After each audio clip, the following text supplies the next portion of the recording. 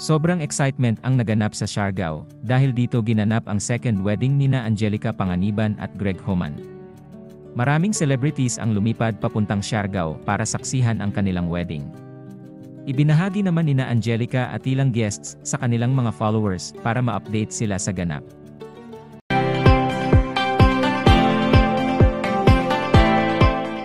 Unang-una syempre, hindi mawawala ang Becky Squad na sina Bella Padilla at Kim Chiu. Ibinahagi din ni Kim sa kanyang social media at nag-caption ang Becky Reunite. Dumating sa okasyon ang matalik na kaibigan ni Angelica na si Glyza De Castro at Tele Robles. Magkasama ding dumating sina Ann Curtis at Liz Oy. Short and sweet. Nasaan na ba ako? Ginulo kasi natin eh. Alam din namin syempre napagod ang iba dahil today nag-arrive ang iba.